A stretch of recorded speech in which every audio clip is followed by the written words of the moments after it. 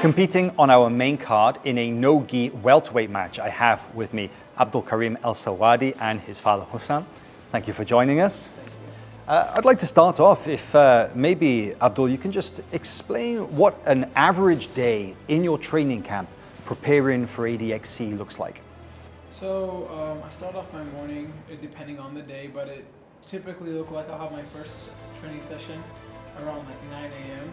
I'll do my training. It'd be like a competition class, no-gi or MMA, grappling. And then after that, come back home, I get into a cold plunge that I have 37 degrees Fahrenheit, sit in there for 5 minutes, just get that recovery going. After that, I'll have some lunch, and go to a recovery center, do some different types of recovery. Go back to train, I'll have strength and conditioning around midday. And then recover a little bit more, maybe drink a coffee, then go to the MMA gym at night. We might have some, wrestling on the cage, striking or wrestling. So I kept up with my full MMA training, and I just added extra no-gi training. So with all this, you feel well prepared for ADXC? I definitely feel well prepared. Even if they decided to add punches last minute, we're ready for punches too. But no, I'm definitely ready for ADXC. Great.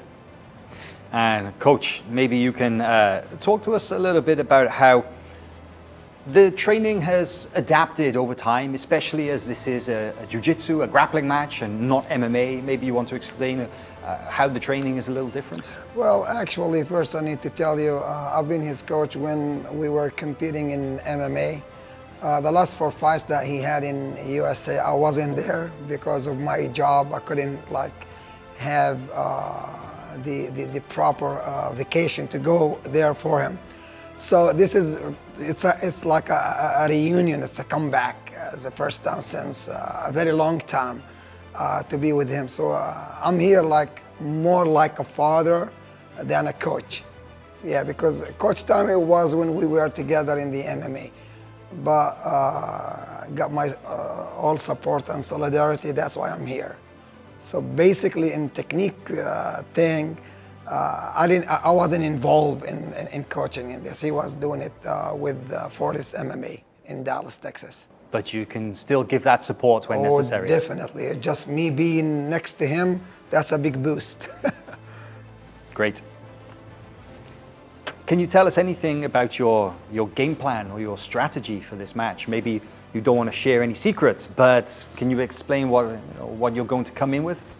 The thing I love about jiu-jitsu most is you don't just come in with a specific game plan. That's it. You have a style. You feel at your opponent. I go to the gym every day, right? And I have maybe 10 roles with 10 different people. Each role is different. It's different depending on who you go with, how the role goes. So there's no specific game plan to what this match I have in mind. I'm just gonna go out there and do what I love to do the most. I'm gonna go out there and perform, and I'm gonna enjoy and do my jiu-jitsu.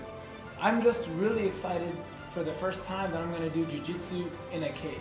So this way I get to, it's gonna be much less stressful than fighting, and I can actually make it more explosive looking and take a little bit more risks. For example, like in MMA, I might not want to put my back on the ground because there's a danger of getting punched. But over here, it's, in my head, it's what's the worst that could happen? Let me do this, let me do that. And it's gonna give me even more confidence to do more explosive movements. Let's say, for example, a suplex, and however, the way he lands, pick him up and run across the cage and then slam him. There's a lot that I have in my head. If I could just implement one of the ways that I have in my mind, is gonna be super explosive and fun to watch. I can tell you one thing. It's the first event, ADXC in Abu Dhabi, and I want this to be the event everyone's gonna remember, and I wanna stand out. And I wanna stand out by being that explosive and vicious grappler, not the type that's just gonna come and hold on to the opponent and slowly try to find a way. I want it to be explosive, and I'm just thinking highlight reels that are going to be posted after the match. That's perfect. That's awesome. Let's talk a little bit about the mental preparation. Of course, with all your experience in MMA, so much of being an MMA fighter is being confident and being focused. A jiu-jitsu match is very different, but still, you need to be ready the time for competition. How do you, or what would you like to say about the mental side of this game? So, what I realized, the best way that I compete when it comes to MMA or jiu-jitsu or even like a little ping pong game is me being as calm as possible. Whereas in the beginning of my career, I used to always hype myself up and yell and shout, be very angry. Just me being calm and taking in deep breaths makes me perform at my absolute best. And really, that's what I want to bring into the ADXC cage. It's just me, like I'm at the gym, when I have no stress, when I have nothing crazy, like everything's on the line, the cameras are on me, the lights are on me. I just imagine when I'm in that cage, I just see my opponent and that's all I see. That's great. Coach, would you like to have, or would you like to add anything about the mental side of the game? Well, just me being here with him, that's, like I said, it's a big boost. I see we have an advantage that this competition here in Abu Dhabi, our second home, inside the cage, not an open flat. So not much, except that, you know, being with him, that's awesome. It's great. Maybe you can talk a little bit more about the, actually no, let me ask that later. Let's talk about your strengths coming into this match. What do you feel you have that will be an advantage against your opponent? I believe my advantages over my opponent is, number one, gonna be my pressure and my pace. Aside from that, my physical strength, which I don't really rely on, but it's my pace that usually breaks my opponents. Also, I think it's gonna be my experience on the cage, where there's a lot of ways I know how to use the cage. I use it not only for takedowns, but also in making my opponents feel uncomfortable. If they're on the ground, I have a way of like trapping them and just letting them feel claustrophobic. You know, I have a strength that nobody yet knows about just because I've never used it yet in a fight, and it's my bottom game.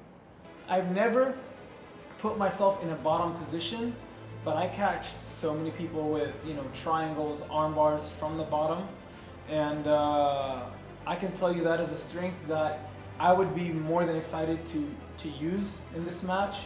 The way I thought about it yesterday, I was just thinking about it, is the only way, or how I see it, the only way for me to use my strength on the bottom is for me myself to put myself on the bottom, because I do not see my opponent putting me on my back. And the only way for me to be on my back in this match, I believe, is for me to put myself there in some way or another. Yeah, so, you know, without being cocky or anything, I have respect to my opponent. I see myself better than him in every aspect. But the strength that I told you, I just, you know, I see that it's just something known about me. That's great. Let's talk about more about then this relationship that you have, because not just somebody who coaches an athlete, but the personal relationship, the family relationship that you have, even though you haven't worked together for so many years. As you said, your presence, you know, as his father, being here, but also sometimes a family relationship can be complicated. Tell me a little bit about how your relationship helps his performance in the match. Well, this is the way I deal with actually all my kids. I never practice being a real father unless if it's needed. So I deal with my kids like a friend. Me as a previous fighter, I was like a Shotokan karate guy, and then I moved to boxing. I love combats. So I wanted to see that on my son, you know. So the moment or the day he decided to get inside the kickboxing world, yeah, I was so thrilled. So I was big supporter of him. Don't forget, I don't know if you're aware of that or not, in the Arab world, this is not really entertained by the fathers. A lot of families, a lot of fathers say, "Are you crazy? How do you feel seeing your son inside the arena being punched, being injured, being cut?" Said, "I look at him like he's one of my students." So the relationship between me and my kids and my son in specific, it's like a friends from day one. So when the day he decided to be in this world, I was happy. I mean, it was like a dream comes true. He couldn't believe that he got the dream chance when one of the guys missed the fight because of an injury. So I said, "Yeah, I'm with you 100%. And now he's going to compete in UFC. And of course, it wasn't for a father like me. I always say a crazy father like me. Probably he wouldn't be here in this interview today. So yeah, it's a big support. That's great. Let's talk a little about your opponents. I'm not sure how much you know about him, if you studied him or anything, but if he has any strengths or if he has any weaknesses, anything you know about his style? Yeah, there wasn't really much I could see on him, but there was maybe like just a 30-second clip I saw on him, and I could kind of understand his style. I could tell that he's very slick on his back, and that's where I would say that's his strength, is just him being slick on his back. Maybe he'll throw some triangles or throw some arm bars, and which makes me very happy that you could pick up your opponent and slam him if you're caught in a submission. So I would say that, and I could say that he's also aggressive. He's not a very patient fighter. He likes to go from the beginning, and that makes it even way more exciting and for me, because it's like, I want to press the gas, you want to press the gas, let's just entertain the fans, and that's what makes it very fun for me. That's great. Were there any key moments or milestones in this training camp that you would like to highlight? Anything that you felt like was an area of significant improvement or a breakthrough as you were preparing for this match? Yeah, because the match is going to be 3 minutes, which means people think, oh, you're used to doing 5 minutes, now you're doing 3 minutes, it's going to be easier. Oh no, it's not going to be easier. It's just like running. You could run for 10 minutes and it's going to feel harder than running for an hour. It's all about the pace. So I'm not going to use my pace in 3 minutes the same as I'm using my pace in 5 minutes. So I switched up the type of rounds and the pace that I was doing in this training camp, and it was explosive. Like, I thought I could be explosive for 5 minutes. 3 minutes was even worse. Like, it was like non-stop action. There's no time to waste. You know, in jiu-jitsu sometimes you feel like your opponent a little bit, you take a position, you wait a few seconds. There was no time in waiting, and I felt like that was I never even thought about that. You know, usually even in jiu-jitsu rounds, you sometimes do 7-minute rounds, maybe even 10-minute rounds, and then everyone's flowing. You get a lot of that in the jiu-jitsu world. A lot of people just want to flow, they want to go light, so they could keep, you know, rolling for like an hour and a half.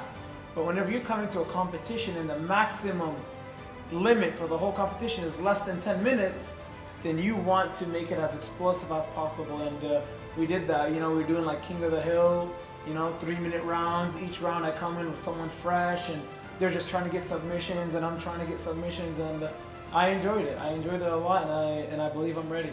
Sounds like you've discovered something new. Yes, definitely. It's fun. That's why I love martial arts, because it always brings out the best in me. Great. Of course, you have an MMA career, and you'll be focused on that after this match. But in the world of jiu-jitsu and grappling, after ADXC1, do you have any goals specifically related to jiu-jitsu that you would like to continue? Yes, 100%. Now, you know, I always, you know, focus on my MMA fights, but in between fights, I always look for like some type of competition to keep me sharp and to keep me busy. But, you know, ADXC it's like very different for me. It's not like one of those local tournaments. It's not one of those, you know, once in a while super fights that you're just gonna do. Like, ADXC is not here for one event. They're here to grow.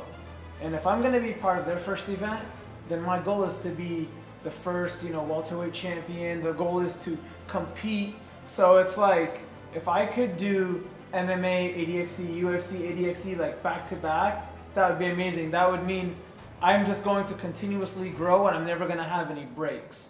You could have a break from MMA by doing ADXC, then you can have a break from jiu-jitsu and do MMA. And I want to do those together.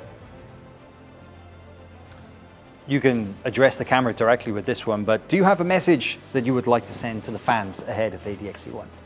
Yes, definitely. If you guys like jiu-jitsu,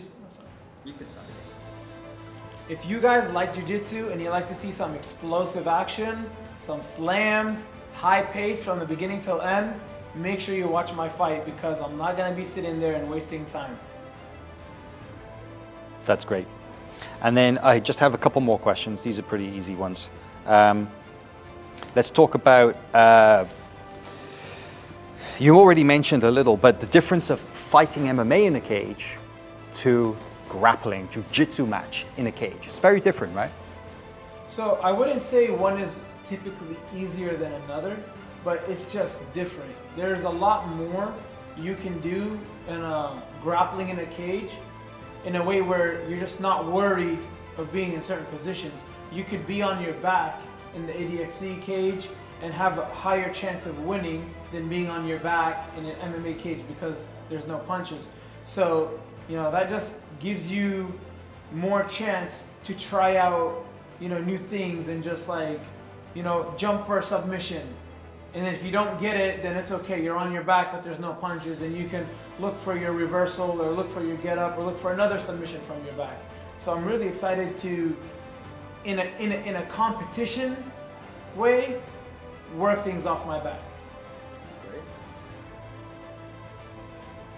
And we already talked about the time of the rounds, but let's talk about for the spectators, for the fans, having jiu-jitsu matches in a cage rather than an open mat. Do you think this is more exciting? I think both are very exciting. I've competed on stages before, and I wrestled my opponent until we reached the edge, and we both fell off the stage. I wanted that takedown so bad, we just reached the end. There was also another time where he was slapping my neck as we were wrestling, and then when we reached the edge, I just kind of pushed him. He fell out. I think right now, whenever my opponent is locked in the cage with me, there's nowhere for him to go. And that's going to be exciting for the fans, because once that timer starts in the beginning of the round, it doesn't end until it's over, or the round ends, because the opponent isn't going anywhere. There's just non-stop action. So I'm excited to see that. No running away and no hiding. No running away, no hiding. And, I believe in the beginning of the sport, the more MMA fighter-based grapplers are going to have the advantage until the only jiu-jitsu-based grapplers will understand all of the ways you can use the cage to your advantage, because it's not only a double leg or single leg off the cage. There's a lot of different things that you could use as a way to, get into your opponent's head. Even if not just getting a submission or takedown, but like the pressure, the head pressure, everything you can use the cage, and it's there for a reason. And Abu Dhabi is the home of jiu-jitsu right now, and they're right now bringing this new exciting way to take jiu-jitsu to the next level. So I'm really excited to be one of the ADXC pioneers in the future. Will be remembered as that. And I'm living history now as I'm talking to you, as I'm going to compete in the cage. This is history that I'm living, so I'm excited for every moment. Fantastic. And then the last thing would just be one more message to the camera, but this time to your opponent. Islam, I hope that you're ready, because the more ready you are, the more exciting the match is going to be. It could end in the first few seconds, or we could go until one of us decides to give up. And I can tell you, it's not going to be me. Well, that's great. Abdul-Kareem, Coach Islam, thank you for joining us. Thank you.